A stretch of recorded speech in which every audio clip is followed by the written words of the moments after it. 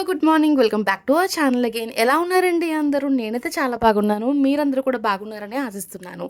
అయితే ఈరోజు ఆవకాయ పచ్చడి ప్రిపరేషన్ ఎలా చేయాలో మీ అందరికీ చూపించేస్తున్నాను. చిన్న సైజ్ ఆవాలు తీసుకుని వాటిని ఎండబెట్టుకుని ఫస్ట్ పౌడర్గా చేసుకోవాలి. అండ్ ఆ పౌడర్ని కూడా మనం పక్కన పెట్టుకున్నాం. వెల్లుల్లిపాయలను కూడా పీల్ ఆఫ్ చేసి పక్కన పెట్టుకోవాలి. నెక్స్ట్ జీలకర్రను కూడా రెడీ చేసి పక్కన పెట్టుకోండి. ఆవకాయ పచ్చడిలో నువ్వుల నూనె యూస్ చేసే వాళ్ళు ఉంటారు, గ్రౌండ్ నట్ ఆయిల్ కూడా యూస్ చేసే వాళ్ళు ఉంటారు. సో నేను ఇక్కడ యూస్ చేసింది లయన్ బ్రాండ్ వాళ్ళది గ్రౌండ్ నట్ ఆయిల్ యూస్ చేశాను. అండ్ దాంతో పాటుగా మెంతులు కూడా మనం రెడీ చేసి పెట్టుకోవాలి. పచ్చడి కారం, ఉప్పు, అలాగే మామిడికాయ ముక్కలు కూడా రెడీ చేసుకొని పక్కన పెట్టుకోవాలి. అండ్ ఆయిల్ కూడా ఒక గిన్నెలోకి తీసుకుని ఉంచుకోండి.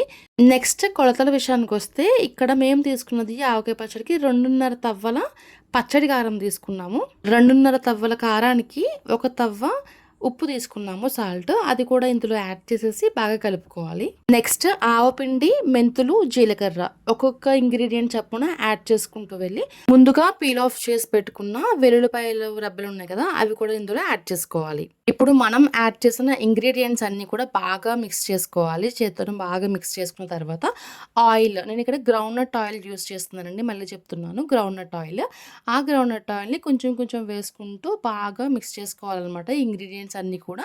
ఆ తర్వాత ఏం చేయాలి అని అంటే మామిడికాయ ముక్కలను తీసుకుని మామిడికాయ ముక్కలు ఆయిల్లో డిప్ చేయాలండి. నేను పక్కన విడిగా ఒక గిన్నెలో ఆయిల్ పెట్టుకోమని చెప్పాను కదా, ఎందుకు అని అంటే ఆవకాయ పచ్చడి ఎక్కువ కాలం నిల్వ ఉండాలి అని అంటే మీరు ఫస్ట్ ఏం చేయాలి అని అంటే ఈ మామిడికాయ ముక్కలు కొన్ని కొన్ని తీసుకొని ఆయిల్లో డిప్ చేసిన తర్వాత బాగా ఆయిల్ వాటికి పట్టించిన తర్వాత ఆ ముక్కల్ని మళ్ళీ మనం ఈ ఏవైతే ఇంగ్రీడియంట్స్ కలుపుకున్నాం, ఉప్పు, కారం, ఆవపిండి ఇవన్నీ కలుపుకున్నాం కదా, అందులో యాడ్ చేసుకొని బాగా మిక్స్ చేసుకోవాలన్నమాట.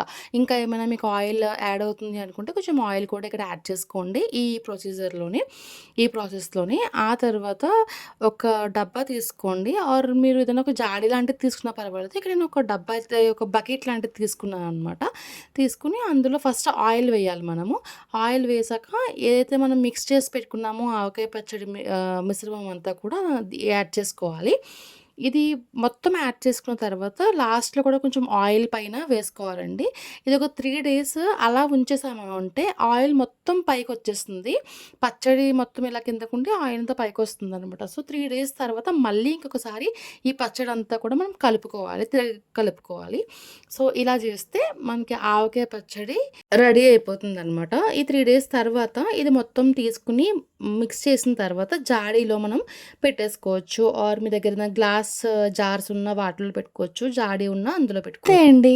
ఎంతో టేస్ట్‌గా ఉండే అమ్మ చేతి ఆవకాయ పచ్చడి రెడీ అయిపోయింది. టేస్ట్ అయితే అదిరిపోయిందనమాట. సో మీలో ఎంతమంది ఆవకాయ పచ్చడి పెట్టుకున్నారో నాకు కింద కామెంట్ చేసి చెప్పేయండి కామెంట్ బాక్స్‌లో.